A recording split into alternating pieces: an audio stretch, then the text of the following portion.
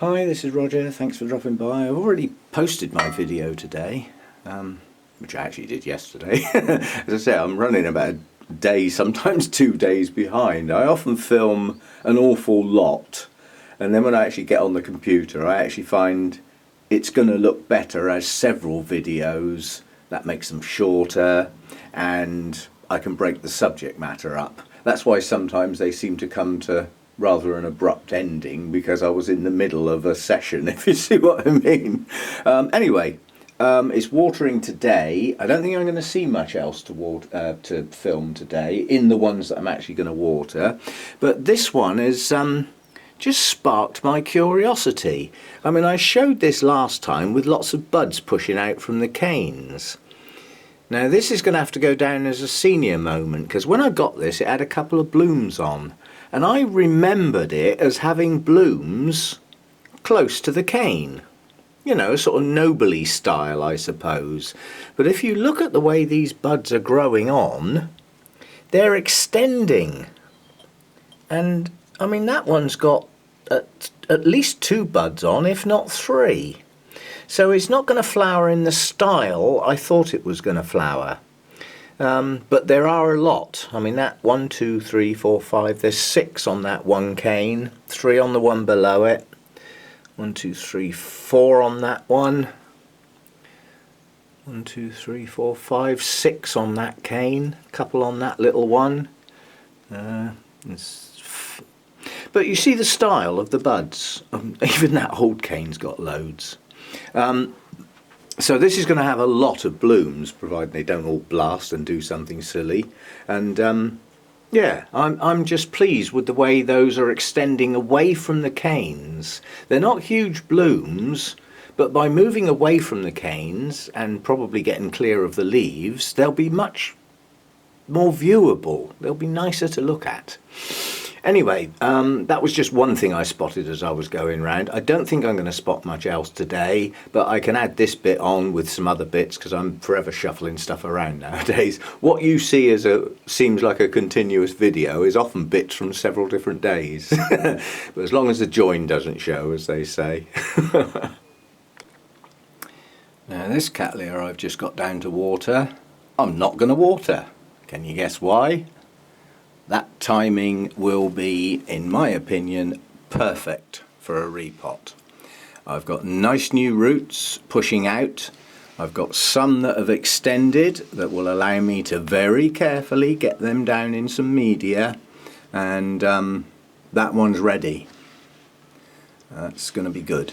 So we'll put that one separate. I don't want to get it all soggy if I'm going to repot it. And then that one can go in its clay pot. And then all those nice new roots can do what they like, either in the media, round the pot, up in the air, I don't care what they do. But the beauty of that is that that plant can then stay in that pot years, and hopefully grow into a good sized plant with new leads and everything like that. Morning foggers. The other beauty is that that hasn't been in that Orchiata bark that long, so I don't have to totally unpot it.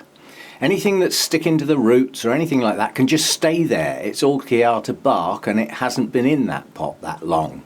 So although it'll be a repot, I don't have to give it a total clean up and start it again because the media's breaking down. It can just be transferred, and anything that sticks gets to stay. Yay!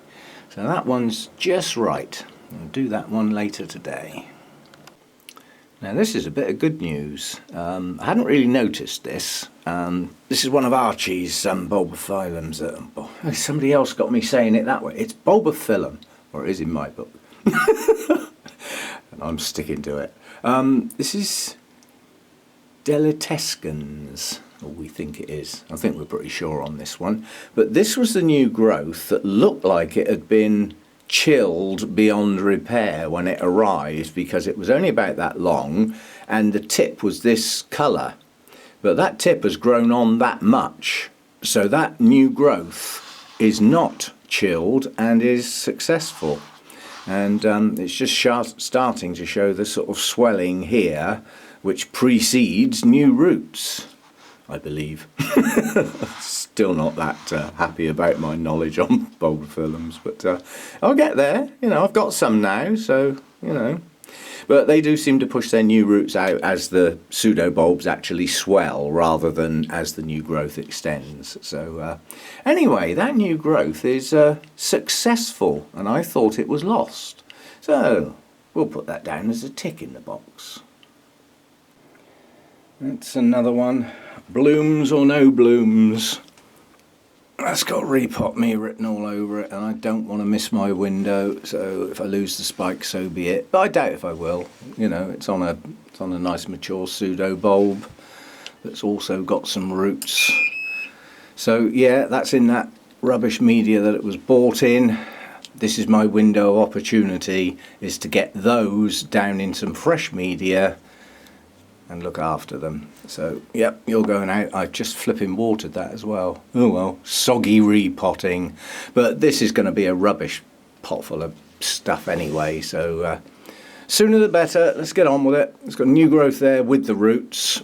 Looking at how mature that one is, the roots are going to start on that one within a couple of weeks, and that one struggling up to get through the middle there will follow on behind. So yeah, that's a now. Let's get that one done too. Busy afternoon. It's another one of the Bulbophyllums that came from Archie. This is Wilbur Chang, and quite honestly this one at the moment is my favourite. I've had a look online at the blooms. I like them. You know, I don't like all Bulbophyllum blooms. There's some of them I just don't like. This one I do. And good news, we have a good new growth pushing on. And the other reason I like this one is it looks like it's going to stay in the pot. You know, it's not going to climb out. It's got very, very short, tight rhizomes. Now, I like that. Now, I didn't know where the hell a new growth was going to come out of this thing. So it's not potted right. It's far too close to the edge of the pot. But, you know, let's see some roots and we'll think about perhaps moving it into a better position. But not yet. You know, let it get a hold first. Don't go mad. But, yes, I mean, that new growth is incredibly tight to the edge of the pot. The whole plant needs moving over, which I could probably do by just scooping out the compost there and then just slide it across the bottom of the pot and put some new stuff down there. But not today, I'm busy. But, you know, soon. Soon. Well, looking at the notes, 8 days ago, that wasn't there. Now it is. So we have a spike. Now this is a recovering plant. To be kind, I really should take that spike off. But that's Wildcat Cheetah. That's one of my favourite blooms. So you're going to have to put up with it, plant. You're going to have to fight through it. Yeah, you do a lot better if you... Oh, there are some new roots. You can just... Yeah, it is just starting to push new roots. Thank goodness for that. Again, it's another one of those where, because I haven't kept the records in the past, I didn't know at what point in its growth cycle the new roots were going to come out. Well, now I do. It's at the point that the bulb's mature enough to actually bloom on this one. So, again, I can now keep those notes. And that'll do for next time it needs repotting. But this hasn't long been done. It's in Orchiata, so, you know, the new roots can go into something reasonable. And, yeah, I don't know how long that's going to take to mature, but again, I'm keeping those notes now. So I will update my notes that this spike started a few days ago. I don't know exactly when, but within a couple of days will do. And the fact that the new roots start pushing out when the bulb is mature enough to actually bloom. So next time round I've got those details. It'll be useful. Yay! I'll put a pop-up of that one. That one's nice. Okay, all you Coelogeny people out there, this is Coelogeny Moriana, Magnifica variety Brockhurst if you want the full name, but that's irrelevant. It's a Coelogeny, it's Moriana. People out there have got this plant. Is that a spike or a new growth? Because I don't know. And I'd like to know. Oh, if it's a new growth, great. If it's a spike, you'll hear me cheer. Seriously, I do not get coleogyny blooms. Or not yet anyway, maybe I'm just going to get one. But yeah, just have a good look round the base. The bract effectively split, and that's what it's pushing out. The bract on this one is green at the base and taller, just to differentiate between the two bracts either side of a growth. Yeah? There's nothing lurking in that one, I don't think. That's an old bulb. This is a new growth that's not mature yet. However, that one is mature, and it's doing that at the base. Come on, you guys. I don't want guessing. You know, somebody who owns this plant, who's seen how the spike comes out. I mean, for all I know, it could come out up here. But anyway, that would be nice if that's a spike. I will be over the flipping moon. Beautiful blooms on this if it is. If not, then I'm going to have a nice, great, big, strong new growth coming out of the base. Either way, I'm happy, but blooms would be good. Let me know, please, if you've got it and you know definitely. As I said, don't guessing. I can do that. Now, this is another one of my iffy plants that I want to get in a clay pot, and I want to try and save it. The oldest part of the plant back here, you've got a leafless pseudobulb here and one that's going to be leafless and is already yellowing. That part of the plant can come off. That's only going to leave 3 pseudobulbs, but we have got an eye here. I don't like that bit of black along the edge, but there's a reason for that. But down in here, the roots are branching and they have got green tips. Well, that shows it's a little fighter in my book. So I've got these 2 huge things here that I can't do anything with. But again, there's a green root tip there. So some of these roots off of this section of the rhizome are viable. They're good and they're branching. So I'm going to not water that one as well. You can see where it's not as growing as well as it ought to be, because it's still got signs of wetness down the bottom. These roots could be green through algae. They could be green because it's still damp in the bottom. And that hasn't been watered for 8 days. But yeah, I mean, give the whole of that base a good clean up with the hydrogen peroxide. Have a trim of old dead roots, although I don't think there's going to be a huge amount of dead roots. They were probably cut off last time it was repotted. But yeah, I'm going to give that one a go. You know, it's got a good leaf on that pseudobulb. Good leaf on that pseudobulb. It's got a huge sheath on it, which there's nothing in. But it's... I don't know whether you've ever noticed this. It's airtight. Yeah? It contains air. Yeah? There's a reason for that. That's a protective, very special area for the embryo buds to get going. If you cut that, you expose it to the real air. Alright, Fogger's got a worry. That might be out of water. I'll go and have a look. But yeah, you know, the reason these are sealed up is that's what the plant needs to do. And quite honestly, when you get those rock hard brown dead sheaths and you know there's some buds coming up, it's well worth just snipping across the top of those to let the buds out, basically, because the sheath shouldn't really be that dry. It's normally dry air does that. But in this particular case, if it's going to produce buds, they're in there, in their little bubble. That's how they're supposed to be. So you're not getting watered, you're going out on the repotting table. Orchids in the mist. Love it. I've got 2 foggers. Alright, turn off then, please yourselves. I've got another one coming. I had some thoughts about when it gets into the summer and the outside temperatures are much warmer, obviously.